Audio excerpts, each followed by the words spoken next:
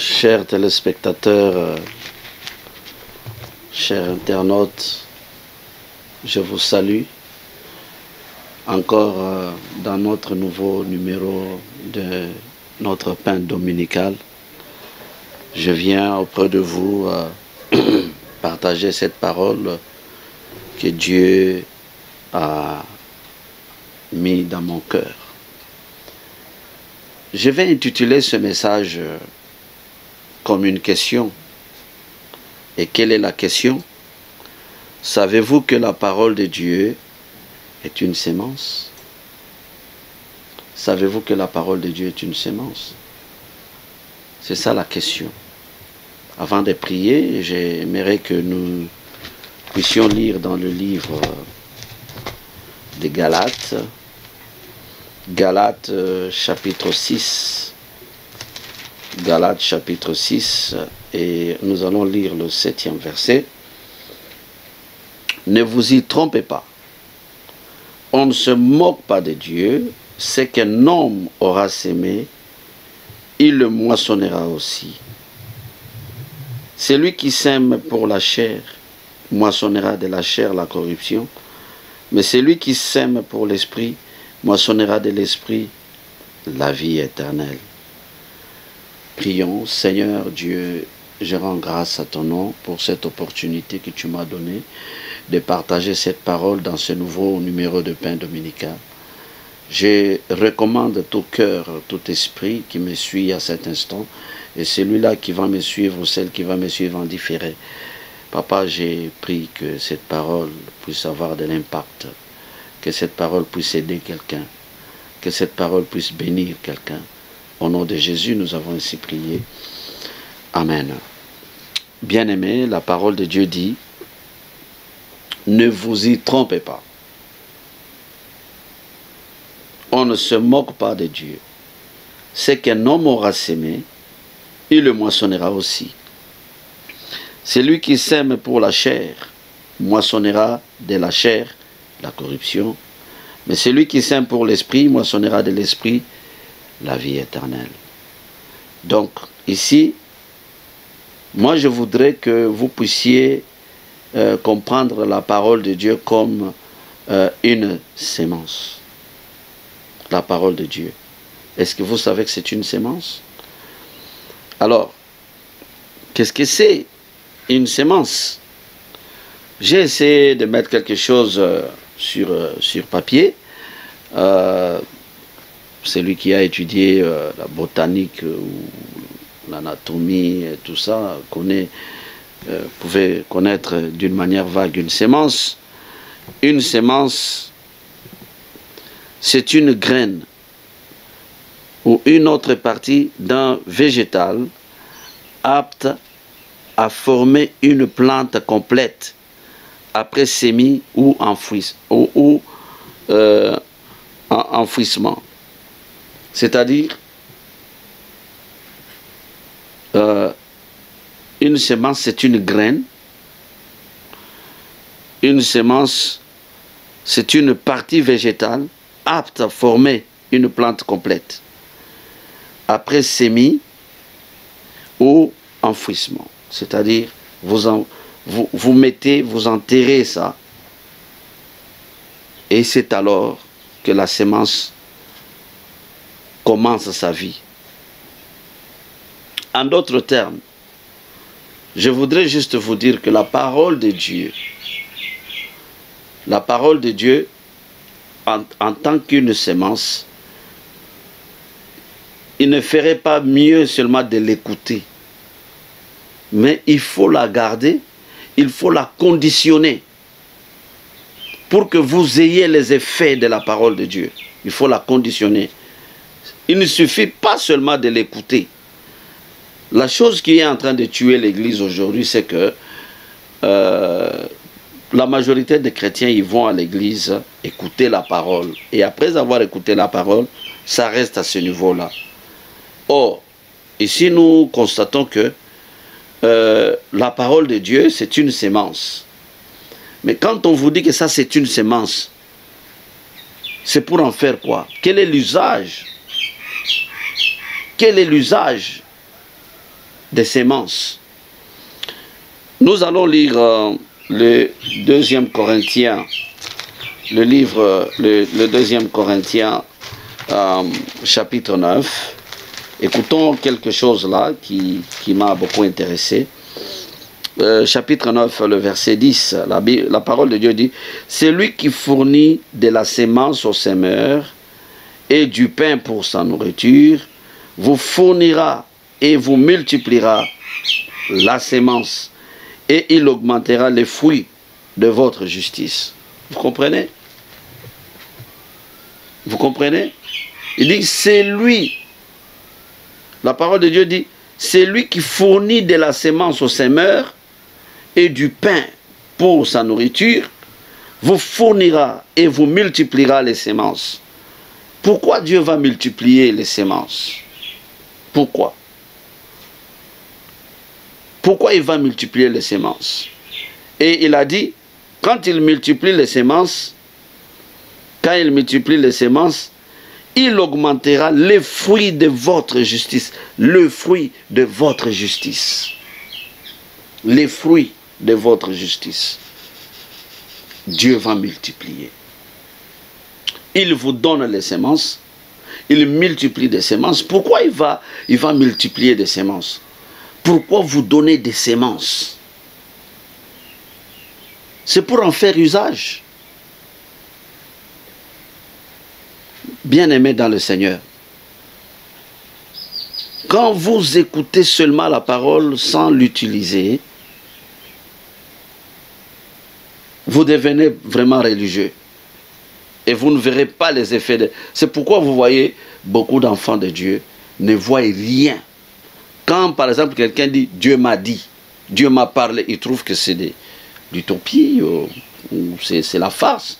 Ou c'est quoi? Pourquoi? Parce que vous ne comprenez pas comment utiliser cette parole. Quand on vous donne des semences, vous en avez beaucoup, on vous donne des semences, c'est pour s'aimer. C'est pour s'aimer. Mais comment est-ce que vous allez s'aimer? Comment est-ce que vous allez s'aimer? Je vais aussi lire dans le livre de Matthieu. Nous connaissons bien la parabole des semeurs. Hein? Matthieu chapitre 13. Bon, j'ai choisi, vous pouvez lire tous les chapitres, mais j'ai choisi parce que mon message ici, il est de temps. Vous savez, la télévision, c'est le temps.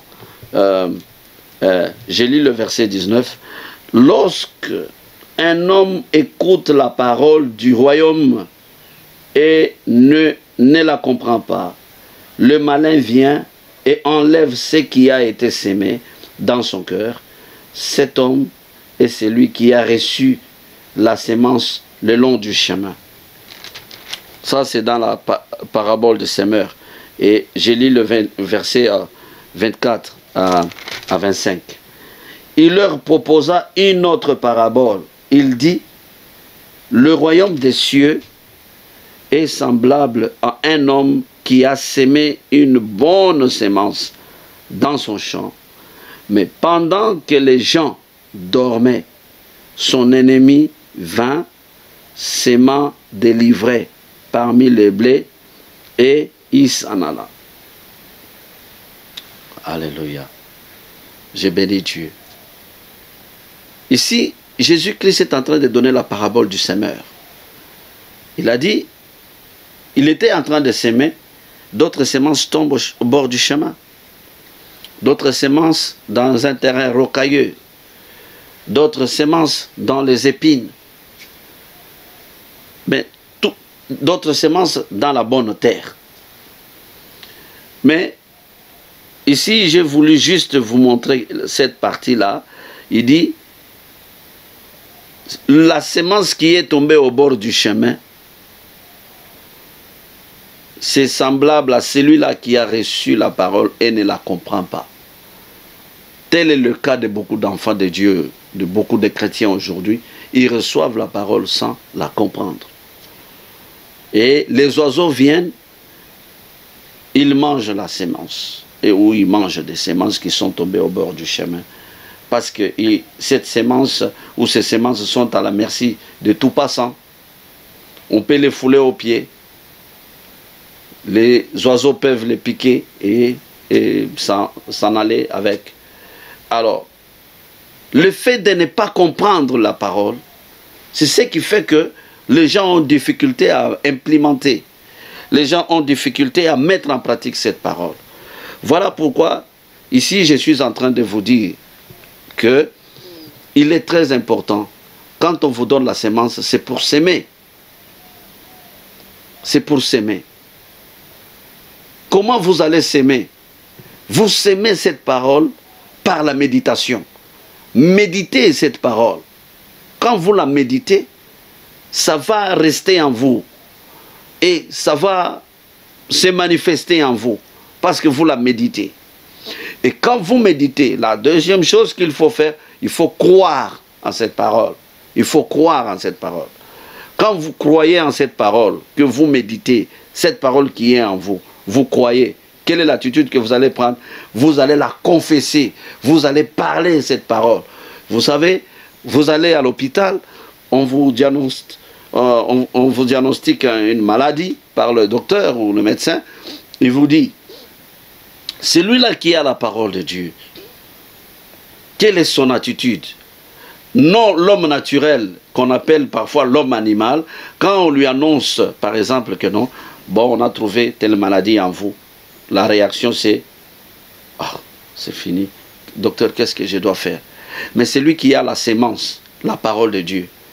Il dit, je suis guéri par ces meurtrissures.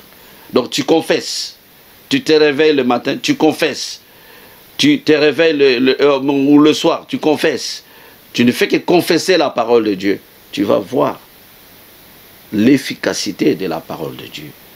Tu vas voir ça. Vite, vite, avant de terminer, nous sommes dans le livre de Proverbes. Ici, j'ai choisi Proverbes chapitre 12. Chapitre 12, le verset 11. La Bible dit, « C'est lui qui cultive son champ est rassasié de pain, mais c'est lui qui poursuit des choses vaines et dépourvu de sens. » C'est lui qui poursuit des choses vaines et dépourvu de sens. C'est lui qui cultive son champ et rassasié de pain. C'est-à-dire, vous cultivez ce champ pour s'aimer. Vous comprenez? Le champ dont on parle ici, ne voyez pas le terrain, mais le cœur. Donc il faut cultiver là-dedans. Il faut cultiver là-dedans. Vous allez vous rassasier des pains. Donc Dieu va subvenir à vos besoins. Nous avons différents types de besoins. Besoins financiers, besoins sanitaires, besoins, tous les besoins. Vous serez satisfaits parce que vous cultivez le champ. Il faut cultiver. Il faut préparer le cœur. Parce que, pour ceux qui connaissent, quand vous allez au champ, vous sémez, et vous ne prenez pas soin de ce terrain-là. Mais la broussaille va aussi croître. Hein? Elle s'invite. Cette broussaille s'invite. La Bible parle ici des livrets. Il dit que, ce que nous venons de lire dans la deuxième parabole de Semeur, il dit, c'est comme quelqu'un qui est allé s'aimer, et quand les gens dorment, l'ennemi vient, il sème l'ivraie. C'est-à-dire, l'ivraie ici, ce sont des mauvaises pensées. Quand vous laissez les mauvaises pensées dans vos cœurs, vous allez étouffer la parole de Dieu en vous. C'est pourquoi ici, dans Proverbe, ici nous venons de lire quelque chose de dire, et on nous dit que celui qui poursuit des choses vaines et dépourvu de sens. C'est lui qui poursuit des choses vaines et dépourvu de sens. Il faut cultiver. Mais quand vous laissez les mauvaises pensées en vous, c'est-à-dire vous étouffez la parole, c'est-à-dire il ne faut pas faire croître l'ivraie en vous, dans vos cœurs. Il faut laisser la parole de Dieu dans vos cœurs. Nous devons laisser la parole de Dieu dans nos cœurs. Bien-aimés dans le Seigneur, qu'est-ce que vous entretenez dans vos cœurs? qu'est-ce que vous entretenez? Est-ce la parole de Dieu? Cette parole de Dieu, c'est une sémence. Quand vous la mettez dans de bonnes conditions, elle pousse, elle porte de fruits. Et vous allez voir que la vie de ce chrétien, c'est une vie de croissance. C'est une vie de croissance. La personne croit et il va de dimension en dimension avec Dieu. Voilà ce que Dieu m'a mis à cœur de partager avec vous. Vous savez que nous parlons à peu près 15 minutes ou 20 minutes, 15 à 20 minutes de ces messages. Le message d'aujourd'hui, c'était une question. Savez-vous que la parole de Dieu est une sémence? Et si vous savez que c'est une sémence, qu'est-ce que vous en faites? Quand vous avez des sémences, la Bible dit, c'est lui qui pourvoit de la sémence au semeur. Donc Dieu, c'est lui qui donne la sémence. Il n'y a pas seulement Dieu qui peut vous donner la sémence. Le diable peut aussi vous donner de la sémence. Parce que la sémence pousse. La condition de vos cœurs peut amener la sémence du diable de pousser ou la sémence de Dieu de pousser. C'est pourquoi Dieu est merveilleux, il nous a donné le pouvoir de choix et de volonté. Bien-aimés, vous me regardez. Qu'est-ce que vous en faites avec la parole de Dieu? La parole de Dieu, ce n'est pas seulement vous vous mettez à l'écouter tout simplement. Non. Je vais terminer dans le livre de Philippiens chapitre 4. Je vais terminer. Comment est-ce que vous pouvez combattre les mauvaises pensées? Parce que nous disons que la sémence, il faut la conditionner donc, dans une bonne terre. Et la sémence va germer, ça va porter de fruits. Alors, quand vous laissez les pensées mauvaises dans vos cœurs, ça ne va pas vous aider avec la parole de Dieu. Donc, il y a beaucoup de pensées qui traversent vos cœurs, qui ne glorifient pas Dieu. Peut-être suite aux choses que vous faites, ou des genres d'images que vous regardez, ou des films, ou des choses que vous parlez. Voilà.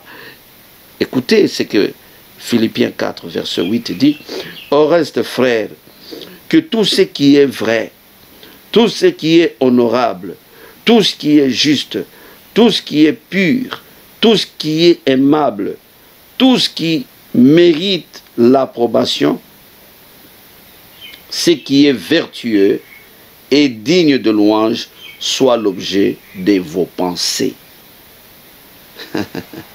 Gloire au Seigneur. La Bible est en train de dire quelque chose. Il dit ce qui est honorable. La Bible dit ce qui est vrai, ce qui est juste. La Bible dit ce qui est aimable. Tout ce qui mérite l'approbation. Ce qui est vertueux, digne de louange, soit l'objet de vos pensées. Quel est l'objet de vos pensées? Je m'arrête là. Vous me regardez. Quel est l'objet de vos pensées? Moi, je ne peux pas venir vous dire, voilà vos pensées. Il arrive des fois que Dieu peut me montrer ce que vous pensez. Mais ce n'est pas mon travail de vous dire ce que vous pensez. Vous me regardez, vous connaissez la plupart du temps, quand vous êtes seul, quelles sont vos pensées que vous entretenez. Vous vous connaissez vous-même. Est-ce que ces pensées-là, avec la parole, ça peut marcher ensemble? Voilà l'interpellation aujourd'hui de notre pain dominical. Sachez que la parole de Dieu, c'est une sémence. Vous qui me regardez, peut-être vous n'avez pas encore reçu le Seigneur comme Sauveur et Seigneur. C'est une occasion que je vous donne de prendre cette décision. Vous dites tout simplement, Seigneur, je te reçois aujourd'hui comme mon Sauveur et mon Seigneur. Prends la direction de ma vie, prends le trône de ma vie, dirige-moi au nom de Jésus-Christ. Et vous qui êtes chrétien, vous êtes déjà enfant de Dieu, vous allez à l'église, peut-être par accoutumance, par habitude. C'est une opportunité, c'est une décision que vous devez prendre. Que Dieu vous bénisse. Au nom de Jésus.